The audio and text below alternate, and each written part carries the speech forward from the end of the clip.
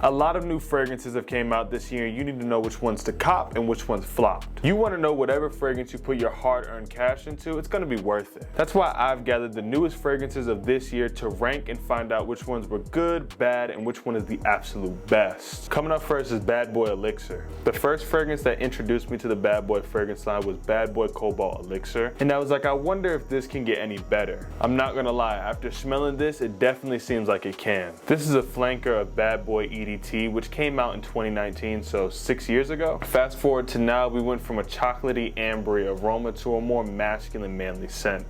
What separates this from the original is the addition of leather and woods, which gives this aroma a more mature touch that a smooth man like yourself should smell like. Off the first smell, I was a little bit discouraged because I thought they were trying to copy JPG's Le Beau EDT, because the cocoa in this kind of comes off like a coconut-like scent. After the cocoa dies down, the leather then slides through, making the wearer of this come off bold. It dried into this fresh, soft floral scent, eventually letting go of the warmth it has. You won't have to worry about respraying it on the go. This will last you 6 to 8 hours just throughout the day. Also, no bonus points for this, but I want to say I appreciate the atomizer on this. You know, compared to the other bottles where it's like you take the cap off and then you spray, with this, it's just on the go, you feel me? This tier list is starting off strong. It's starting with an A tier. I would have put an S if the projection on the dry down was just a little bit better, but overall, another banger from Carolina Herrera and something that you should really be looking forward to copping. Carolina Herrera did good with Bad Boy Elixir. With Carolina Herrera's New York Rodeo, I cannot say the same for. I'm a firm believer that when you're great at something, you're bound to have hits and misses. And with this, it's a miss. I had my madre or my mom smell this, and she has described this as sweaty underpits and cologne. The crazy thing about it is that the opening to this is so well, you would have never expected it to dry down the way it does. But when it dried down, bro, I'm telling you, it is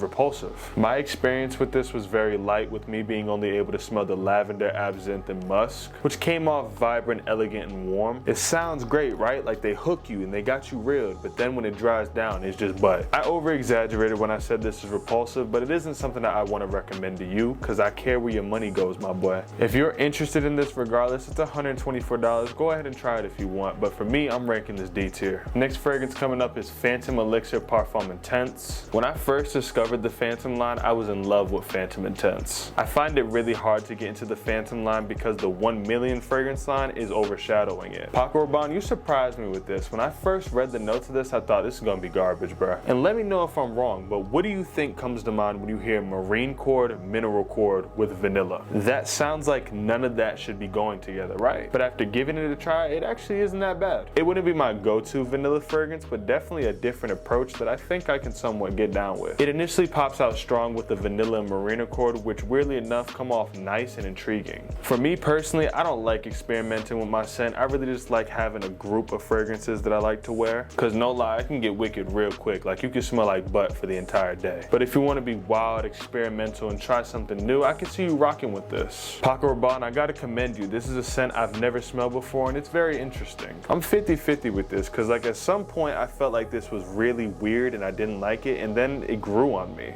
I'm gonna leave it at B tier for now. I might change my mind later. Bad Boy Elixir is in the lead, being at A tier, but with this next one, it's gonna have some competition for sure. The fragrance I'm talking about, I'm very happy to bring to you because it got discontinued back in 2014, now it's back. That fragrance is Dior Home Parfum. Dior, thank you for bringing back this masterpiece, genuinely. Do you know how long I've been wanting to recommend this fragrance to you, but I just couldn't? Like, I get it, you probably could have bought the 2014 version off of eBay or something, but I didn't want you to get scammed. It's a dark, ambery, warm, woody scent complemented by floral elegance, and damn, this fragrance is just so tough, bruh. When it dries down, the warmth is gone, which allows the florals and woods to really pop out. In my opinion, this is one of them sensual, seductive aromas that you save for nighttime occasions, or when that woman stopped playing with you and y'all finally get right. If you're one of the older men with a wife, I'm letting you know now, your wife is going to cling on to you with this scent. You know, maybe you and your wife get into a disagreement. Y'all, you do this, you do that.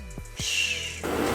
Now she's silent. Don't listen to me, bro. I feel like that's abusive. Don't listen to me. I'm just being stupid. This lasts for up to 6 to 8 hours, and I don't believe that this should be used casually. Save it for planned occasions like you and your wife going out, or you going out with your girl, either way. Prior me said give this A tier, but I'm saying F it. This is an S tier fragrance, and it's in the lead. I gotta say, I'm a sucker for sensual scents, bro. Fragrance coming up is another strong, heavy contender. That fragrance is Armani Stronger With You Parfum. I smelled this and I said, damn, bro, we really came along long way from the original Stronger With You. Just for comparison, the EDT came out in 2017, which was more of a sweet scent. Jump to today's Stronger With You, it's still sweet, but it's more warm, comforting, and inviting. I love Stronger With You Absolute. It's easily my top 3 favorite of their fragrance line. The question that I was asking myself is, would I take this over Absolutely? I would say yes, because I deeply appreciate dark, cozy scents like this. Don't get me wrong, Stronger With You Absolute is still a great option. Be careful where you wear this though. You wear it to a club or a concert, bro, you're gonna come home with a bad bitch. She might get crazy over you too. You might have been the best smelling man she'll ever smell. I highly recommend you either purchase it or just try it. Stronger With You will never do you wrong. We got Dior Home Parfum and Stronger With You Parfum going neck and neck for the best spot. Next fragrance is coming from the trusted house of Valentino. That fragrance is Valentino's Extra Dose Parfum. I used to really rock with Valentino back in middle school to high school, and then it just fell off entirely for me. I just ventured out into other fragrances. Kind of starting to regret it now because I did not know that they were applying that pressure with these type of fragrances. It actually really blew me away on how I enjoyed this scent because I really don't like earthy scents. But when cool spices in the combination, my guy, you got me. They got me hooked on this fragrance like they did Patrick in that SpongeBob episode. At first, the lavender burst out with all the earthiness with spiciness alongside of it, giving it an alluring touch it needed. Eventually, as it dries down, you'll start to notice this woody aroma that mixes in with the earthiness, giving it a masculine touch. The only thing stopping this fragrance from being an A tier is the fact that it didn't last longer than 4 to 6 hours for me. So I'd put Extra Dose Parfum high B tier. Not gonna lie to you, bro, this fragrance that came out high-key broke my heart. Because typically, this house of fragrances doesn't miss, but they finally missed. And in my opinion, they missed super hard.